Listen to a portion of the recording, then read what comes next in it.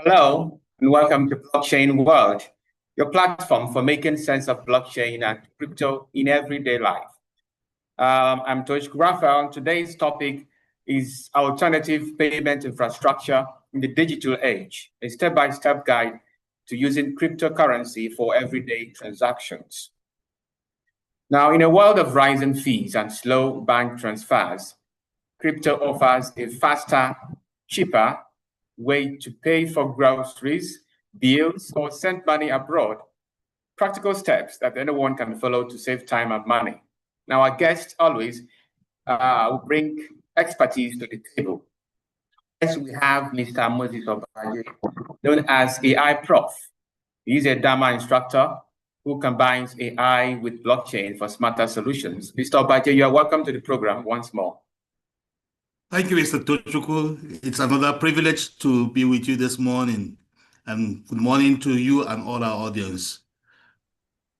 We also have Mrs. Shifra Poloma, aka Digital Mama, another Dharma expert who simplifies digital tools for daily use. Mrs. Poloma, nice to have you.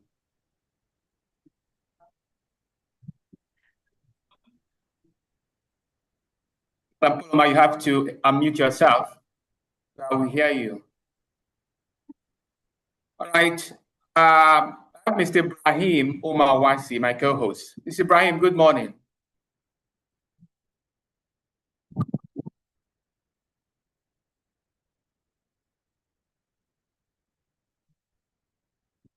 Unmute yourself.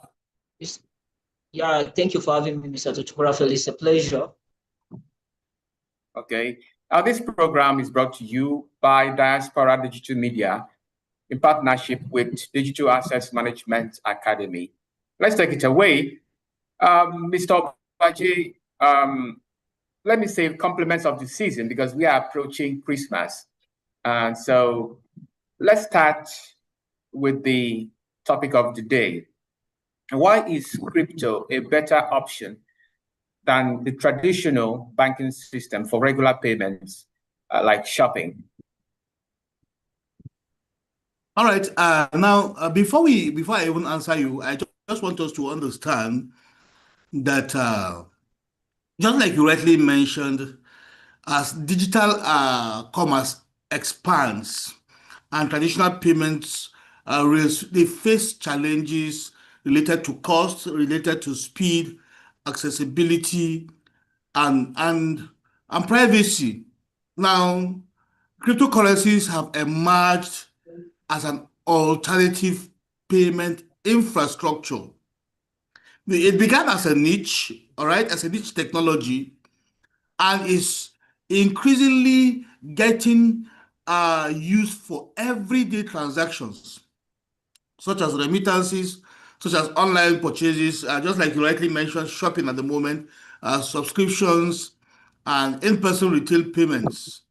Now, why is it now being accepted other than other means of transaction? Number one, like I mentioned, the cost of transaction, that is transaction cost or transaction charges, are minimal. That is number one. And number two, there is speed, real-time speed. In fact, I just did a transaction this morning, an interbank transaction. I was sitting with the person, we were doing the transaction. The funds left the person's account, but did not land into my account in due time. So there is more of a delay in transaction speed.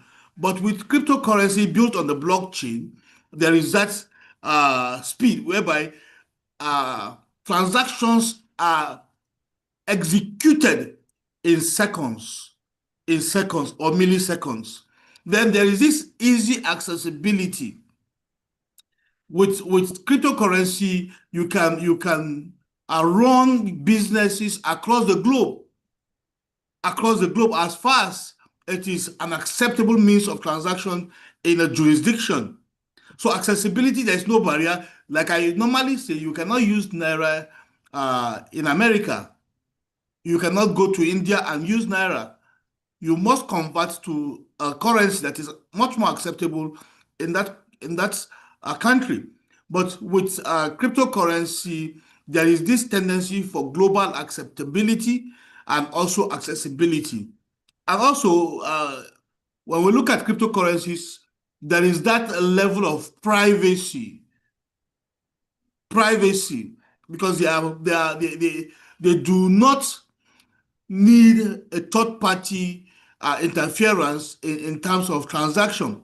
Most at times, these transactions are executed automatically without any third party interference. So these are some of the reasons why cryptocurrencies as the moment is one of the technology that is trending with regards to transactions or exchange for goods and services within the global space. So those are some of the reasons, Mr. Tochukwu.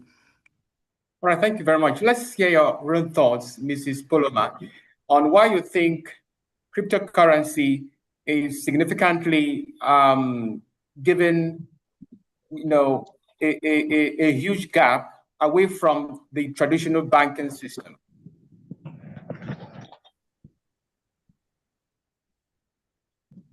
Yeah. In addition to what Prof has said, this payment option is the transaction is the transaction fee is less. Transaction fee is less. It is seamless. Like he said, there's no barrier between the buyer and the seller. It is like a one-wall thing, one app thing, and then the speed with which these transactions happens is like a speed of lightning. So it makes it easier, seamless for transaction. Thank you. I don't know whether he had the. All right. Like I said, it's seamless, it's cheaper because the transaction is less. Can you hear me? Ibrahim.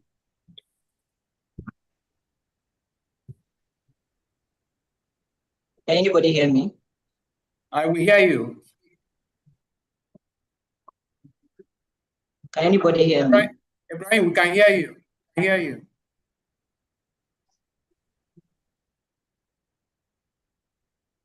I think network is not strong on your own side.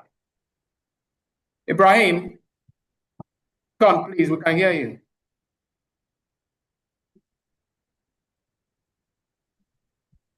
All right, let's continue the program while we wait for Ibrahim to key back in. Now, Mr. Obaje, now you've mentioned that the cryptocurrency or trading with cryptocurrency is faster than traditional banking system and all of that. But can you, in concrete terms, give us an analysis of how, practical examples of how trading in cryptocurrency is faster, cheaper, and even safer than what we have in the traditional banking system?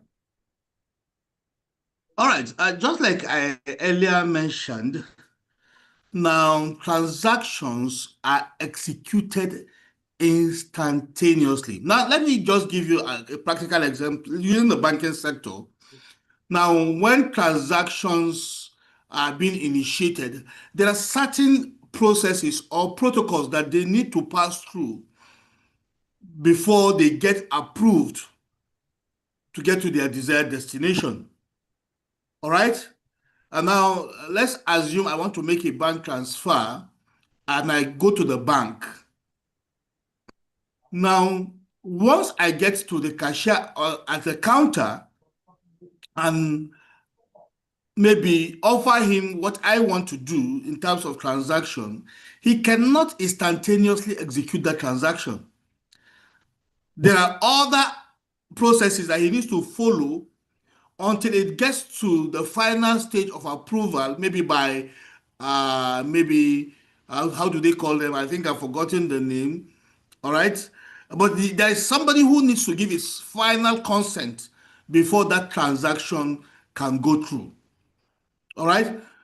But when you look at the cryptocurrency space, using blockchain cryptography, now there is no need of anybody giving approval. You are in total control of your transaction. You don't need any other person to come and tell you, okay, is this correct? Is this wrong? If you do it wrongly, it's your own cup of tea.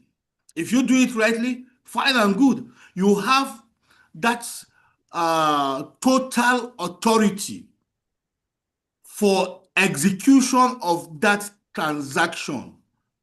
Total authority. So that, like I said, there's no third party as far as transactions are concerned. So when it doesn't move from one table to another, from another table to another, those are timelines that causes delay. But this one, it goes expressly between the two parties involved, the two wallets that are involved, or will I say the two bank accounts that are involved. So that's what makes it much more speedy and much more secured. Much more secured. Because when I'm transacting with you, nobody knows what type of transaction is going on. Nobody knows. You don't know my account balance. I don't know your account balance. But in a centralized government or in a centralized system, your balances are vulnerable because everybody can see what you have as your stock balance. But in cryptocurrency, there is that sense of security. They can see the transaction that has taken place, but might not really see what is behind the scene. All right, thank you. Mr. Ibrahim. Yes, Mr. Chukwurafa, hope you are hearing me. Yes, we are. Am I audible? Yeah. Can you hear me? You're audible. You're audible, right. Mr. Ibrahim. Yeah, Mr. Moses Obaje, before you left, before I asked Mr. and Mrs. Shifra Poloma, our understanding of digital assets and cryptocurrency is that it has the potential of replacing the traditional payment system. So what are the key limitations? First, I'll start by asking what are the key limitations of transaction and the traditional payment system, and how does cryptocurrency solve the challenges, especially in developing economies like that of Africa?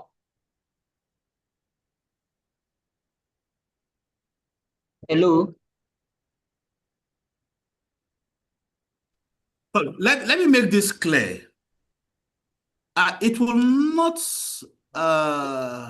erase the traditional system of transactions. They will work in pari passu.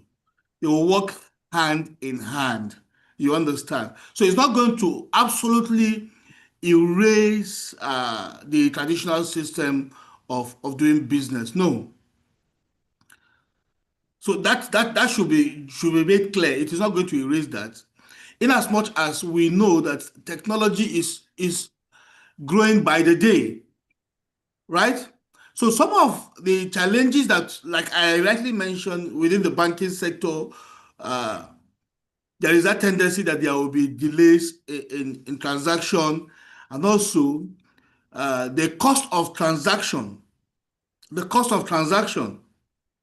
Because you are being charged based on the volume of transaction you are carrying out within the banking sector. But when you come to the cryptocurrency space, you will find out that the transaction fees are very, very minimal.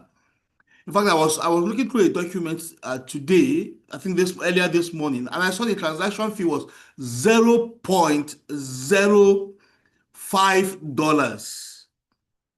$0.05. But if you look at, like we know, we are Nigerians, I'm from Nigeria, for every transaction, be it 100 naira, okay, be it 10,000, every transaction that goes on, you are charged 50 naira. You are charged 50 naira as the recipient, not as the sender.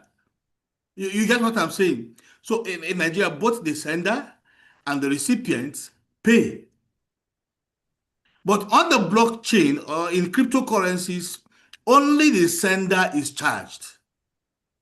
Only the sender is charged. And the charge is very, very minimal compared to the traditional charges that we get from banks. All right? And you should understand that in our traditional means of exchanges, most transactions are centralized. Somebody is in control.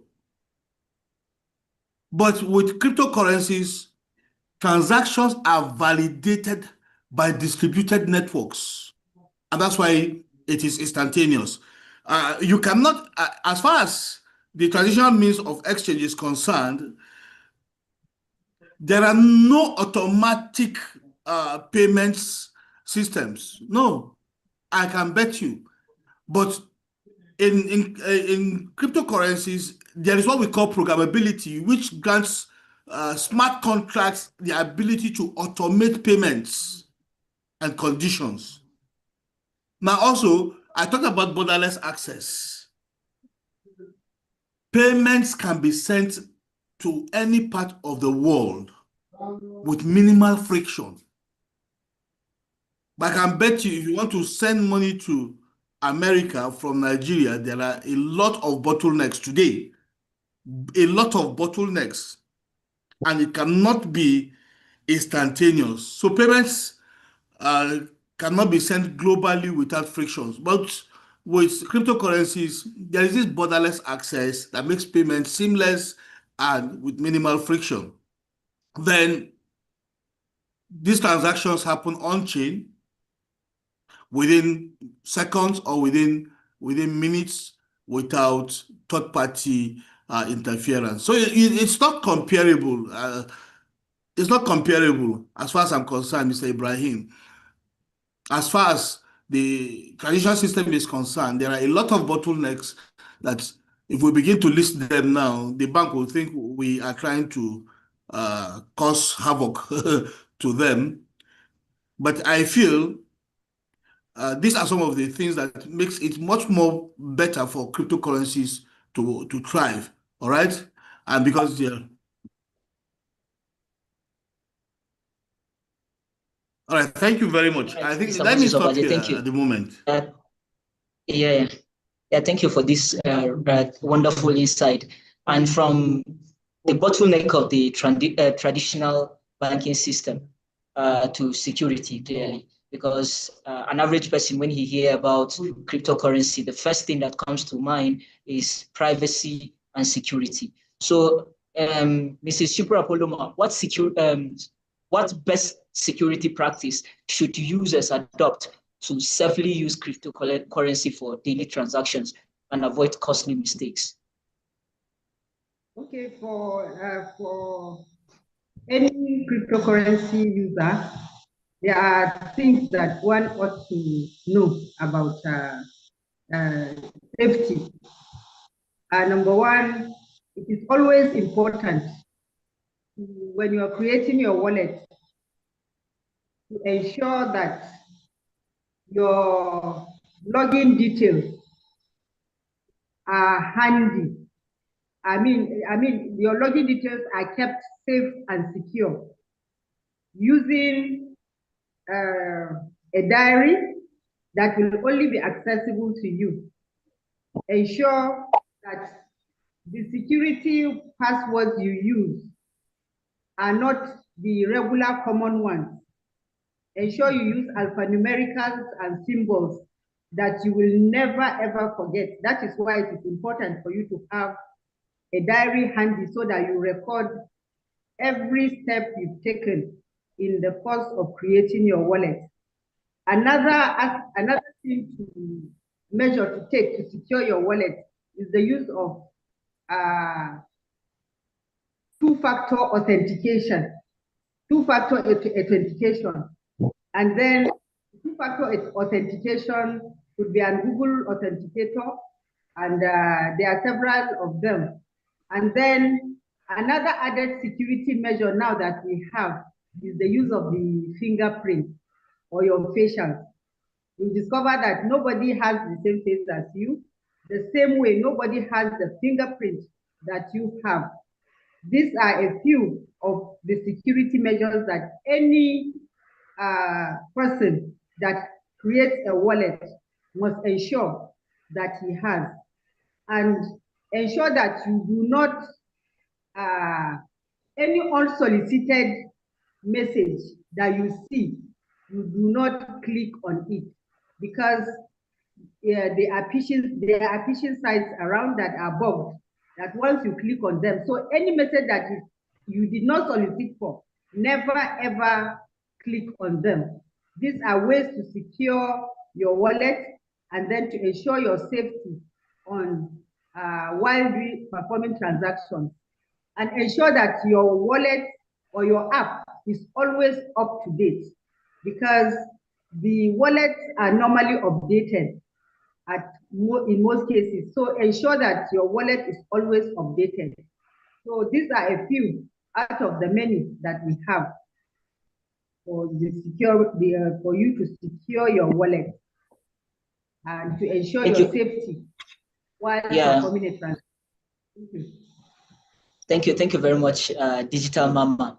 You know, Mr. Moses Obadje, security builds confidence, but confidence grow even stronger when people see real world use cases. So where are we already seeing cryptocurrency now? Can we say cryptocurrency can be used in the nearest future for day-to-day transaction? And what lesson can users learn from some of the practical examples that probably has been used in crypto space for day-to-day transaction? As far as we're concerned, cryptocurrency is used in day-to-day activity. For example, in my own outfit that I have, I accept cryptocurrency. The body scan AI is accepted in my shop. So that is to tell you that, you know, the digital currency has come to stay, and that there are places that they are accepting. Even here in Nigeria, I'm accepting here in my own location, here in Gombe. I'm in the remotest part of the Northeast, yet I have a logo that says anybody that has that body scan AI can access my goods and services and make payments for them. So to me, as far as I'm concerned, anybody can accept crypto because it is accepted world over. Thank you. Thank you very much. Okay. I think it will take a long time for it to be generally accepted and then to be in operation, especially in Nigeria. It's going to take a long time, a long orientation from experts like you people. But what I want to say is the traditional banking system and the trading in crypto, I think they share something in common. And this will lead us to the step-by-step. I'm talking to you, Mr. Obadje. Guide us through the step-by-step for using cryptocurrencies in trading, especially for beginners or newbies. What is the first thing to do in order to start using cryptocurrencies to trade?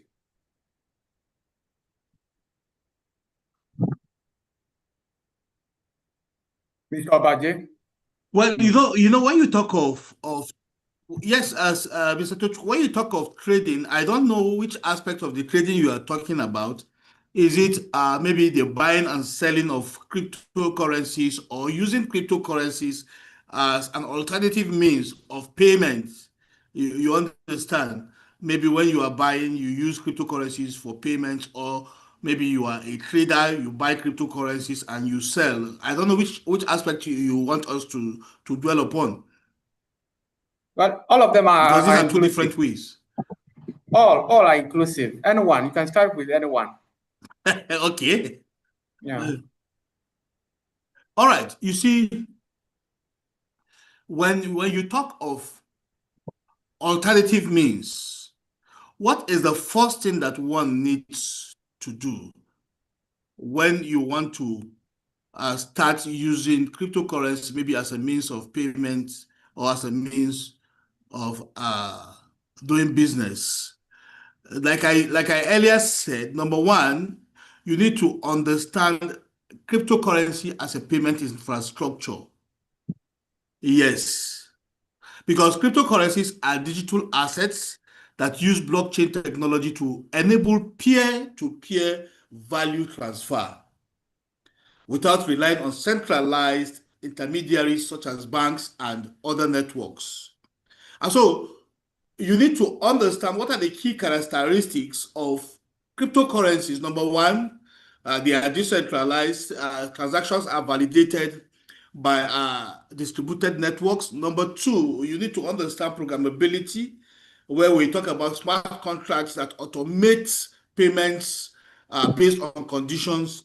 You need to understand that I'm talking about the key characteristics of cryptocurrencies, the issue of borderless access, all right? And then we talk about the final settlement, where transactions settle directly on chain, often within seconds or minutes. Now, also, you need to get basic understanding of the commonly used payment-oriented cryptocurrencies. Yes. Now, I know it is very, very difficult to find people. Yes, there are people like that, but it will be very, very difficult for a lot of people that will tell you they don't know about Bitcoin. Some people will tell you they don't even know cryptocurrency, but when you mention Bitcoin, they say, yes, they've heard about Bitcoin. Now, Bitcoin is a store of value, and it is used for large payments, both small, middle, and large payments. Bitcoin is being used. When you look at Ethereum, it's a programmable payment system that uses smart contracts. And then we have the stable coins. The stable coins which have to do with USDT, which have to do with USDC. Now, why are they called stable coins? Because of their price stability for daily spendings. And then we have the layer 2 tokens, all right, that has low fees and also with very high speed. Now, one thing that people need to understand before they go into transacting with cryptocurrencies, they should know how to select the appropriate cryptocurrency that is essential for everyday use. Just like I think Ibrahim made mention of use case where Mrs. Shifra just mentioned that she collects cryptocurrencies as a means of exchange in her shop. All right? So people need to understand that they need to choose the right cryptocurrency, because the criteria that they need to look at when choosing the right cryptocurrency is the transaction fees, okay, the confirmation time of transactions, and then they need to look at the broad wallet and merchant support. And then they look at the price stability, which I just mentioned, USDC and USDT, which are equivalent to the traditional dollar we know about. Now, based on that, personally, for those who want to conduct daily transactions, in as much as we know that the cryptocurrency space is volatile in nature, the market is volatile, but stable coins are not volatile. They are not volatile. They are equivalent to, they are pegged at an equivalent of the dollar. So maybe if you are trying to use, assuming you want to use cryptocurrency to buy a product, Now you can decide to convert, because Bitcoin is volatile, in as much as, yes, it is the foundation of cryptocurrencies, it is still volatile, it is still a volatile asset. You can decide to convert the quantum of Bitcoin you want to use for your transactions into a stable coin, into maybe USDC or USDT. All right, so that you know that your currency is stabilized, so that the volatility of the market will not affect what you are buying. But in as much as you do that, also have it at the back of your mind that if you are buying with a volatile asset, it's still an advantage. Because as at the point you are making your transaction, there might be a rise in the price of that asset, which makes you to pay lesser value for whatever product you are buying. But at the same time, if you are unlucky and there is a retracement in the price and the price goes through, then that means you will pay more of that asset that you are using for an exchange. So people need to have this basic understanding: is either you use the volatile assets, knowing fully well that it can increase in value or decrease in value, or you exchange that volatile asset for a stable asset, which is the stable coin we are talking about. Then number two, I think number three, Digital Mama made mention of setting up a digital wallet. There is nobody that can transact in cryptocurrencies without a wallet, because it allows users to store, to send, and to receive digital assets. And you should know the types of wallets that you want to use, because we have the custodial wallets, and then we have the non-custodial wallet. Because custodial wallets are wallets that are managed by exchanges. Yes, they are easier to navigate, but you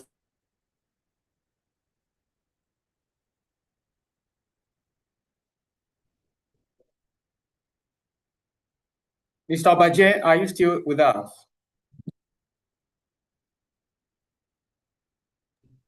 I think he's having network issues.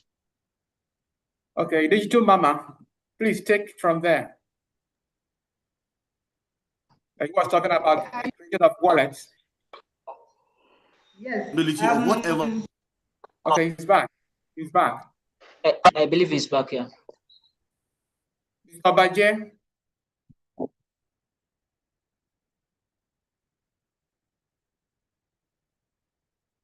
Mention of using your fingerprint, or maybe what we call the hardware sign in.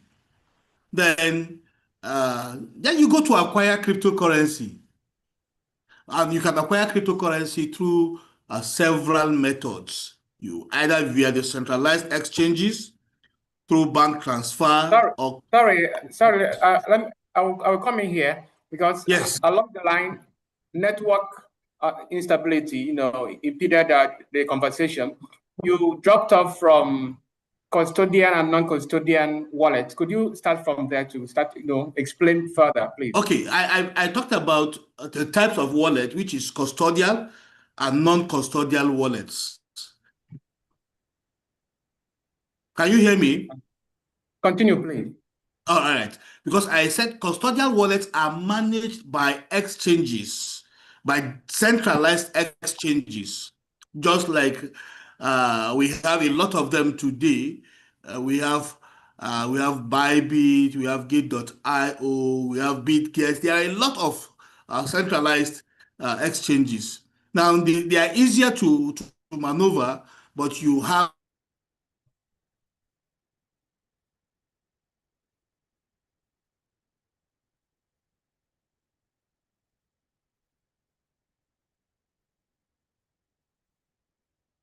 Network again. I've lost him once again. Okay, while we wait for him to come back, Mrs. Poloma, could you start from where he's dropped off? Custodial and non-custodial wallets. What is the difference between them?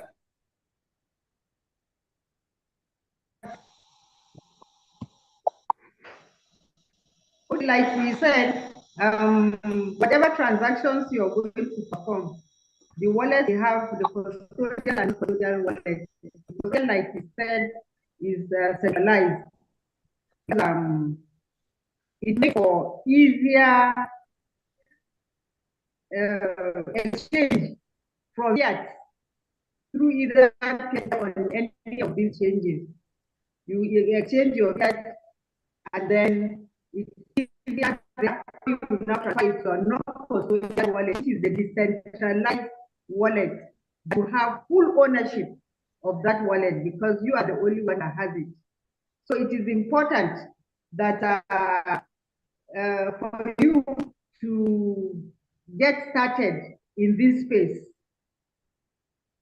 you need to download an app, a wallet, both the custodial and the non-custodial. It is important.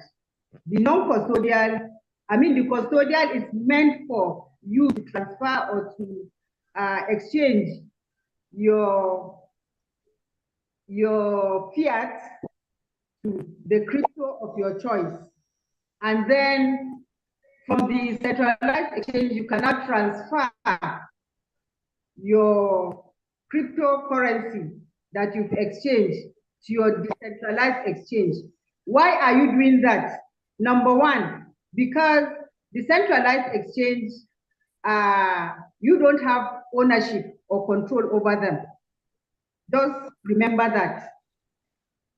It is not safe for you to put your all your, your investment inside in a custodial wallet, but it is just meant for you to do transactions. The same thing with the non-custodial wallet. It is where you have full control, full ownership. So it is important for you to know the difference between the two and to know what each one stands for.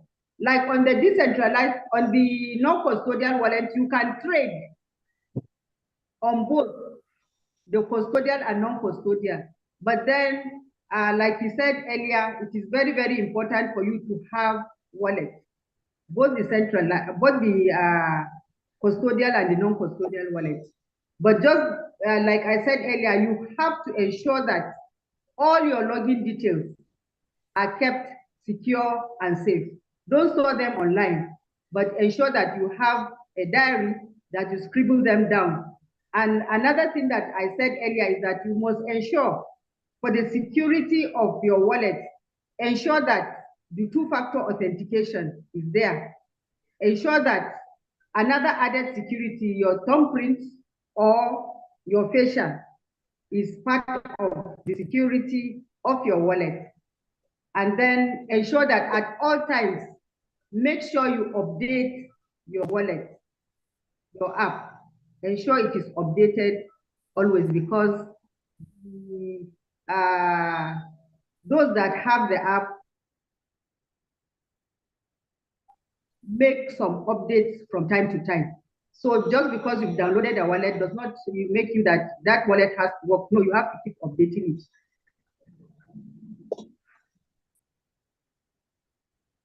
All right. I don't know whether. Thank you very much, Mrs. Poloma. Many people still see cryptocurrency mainly as an investment asset. From your perspective, how has crypto evolved into a practical payment infrastructure for every day transaction?